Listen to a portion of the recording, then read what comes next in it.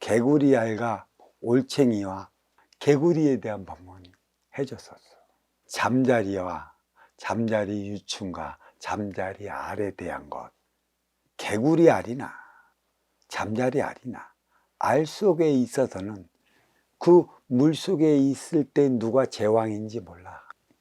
알에 있을 때 올챙이 알은 올챙이가 되기 위해 여망하는 것이고, 잠자리 알은 잠자리 유충이 되기 위해 물속의 에너지를 흡수해 유충으로 나오는 것이지. 그때부터 이제 이 육생사리 동물들, 곤충들은 물속에서 사투가 벌어져. 그 물속에서는 잠자리 유충이 제일이야. 그 어떤 것도 다 잡아먹고, 올챙이는 잠자리 유충의 밥이 되는 것이걸라. 그래, 올챙이가 됐다면 이제 개구리로서의 그 변태를 위한, 탈바꿈을 위한 개구리가 꾸민 것이야. 왜? 잡아먹히지 않기 위해 무태 세상을 봐야 하는 것이지. 잠자리 유충은 하늘을 날기 위해 유충으로서 그 물속에 있는 모든 수소공충들을 잡아먹는 제왕이 되는 것이지. 그래서 이제 올챙이의 여망이 개구리고 잠자리 유충이 꿈꾸는 게 하늘을 나는 것이라. 성장해서 이제 무 밖으로 나왔어. 무 밖으로 나오면 이제 전세는 역전이 돼. 개구리가 잠자리를 잡아먹어. 이게 우리네 삶의 차원이라는 얘기예요. 이게 적과 적, 적대 보완적 관계이고 먹이 사슬의 관계이지만, 세계의 차원으로 변화된 삶의 모습, 우리는 알아야 하는 것입니다. 인간은 심의 논리, 적자 생존으로 살아가다가는 언젠가 모르게 전세가 그리 역전이 됩니다. 또 그러한 삶을 살아가는 이들이 너무나 허다해요. 하나 되어 살아가기 있을 때부터 우리는 오만하면 안 됩니다. 오만은 인성인이 아니니 내 스스로 오만이 뭔지 깨우치면 돼요. 내 스스로 거만이 뭔지 깨우치면 된다고. 이거는 누가 깨우쳐 줘야 될 문제가 없어요. 적대 보완적인 상황으로 항상 네가 잘못되면 내 앞에 인연은 적으로서 나를 표적을 주고, 내가 너한테 이름이 되면 상호 보완적으로 도우며 살아가려고 해야 되는 게 내 앞에 인연이기 때문에, 그래서 공부하는 거고, 항상 우리는 적대 보완적 삶을 이뤄나가는 것은 나의 배인은 나에게 나름이라, 그렇게 얘기를 한 거예요. 개구리 알, 올챙이, 개구리, 잠자리 알, 잠자리 유충, 잠자리. 참 전세가 역전이 되는 건 심의 논리로 살아가는 것이지, 도로서 나아갈 길을 밝혔고 덕으로서 그 행위를 다한다면 상호 보완적인 관계가 되는 것이죠. 이 관계가 주어지는 이유가 여기에 있는 것이고, 어떤 이들은 그래요. 되게 매력적이라고. 누구한테는 저게 매력으로 보일 수 있지만 누구한테는 마력으로 보이고 누구한테는 지겹게 보이는 것이죠. 왜 인간에게 매력이 발산할까요? 무엇인가 나에게 이로움을 줄 것 같은 이들은 아우라가 있고 카리스마가 있고, 그게 바로 그들의 매력인 것이죠. 나한테 뭔가 도움이 되고 이득이 될 것 같으면 매력적인 이로 나한테 다가와요. 매력이 없는 이들은 내 주변에 인연도 없고 그만큼 육생량을 쌓지도 못해요. 이 공부는 매력 발산을 위한 게 있어요. 매력만 발산하면 아우라는 나오는 거고, 카리스마는 내 앞에 인연을 통해 어떻게 이로움을 주느냐에 따라 달리 나타나는 것이기 때문에 매력은 기운인 것입니다. 그 매력으로 인연을 불러들이는 것이죠.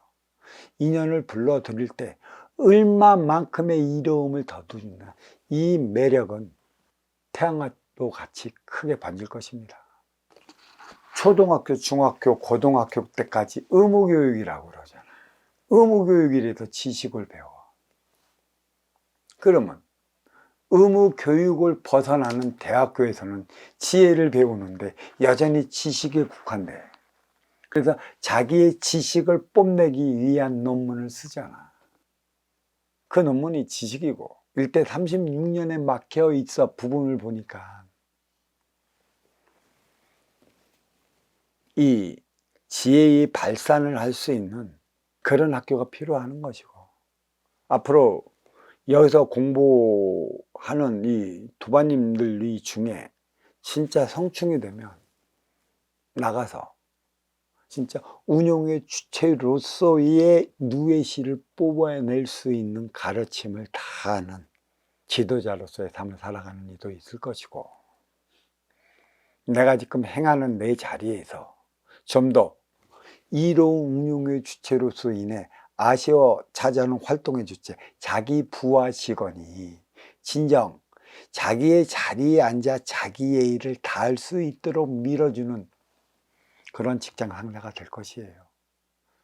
근데 하도 이 육생살이에 우리는 시달려 왔고, 또 육생살이로 말미암아 부하 직원이나 선후배 직원이나 동기들이나 모두 경쟁의 대상이 돼 버려 갖고 사실 진정한 지인도 없고 친구도 없어.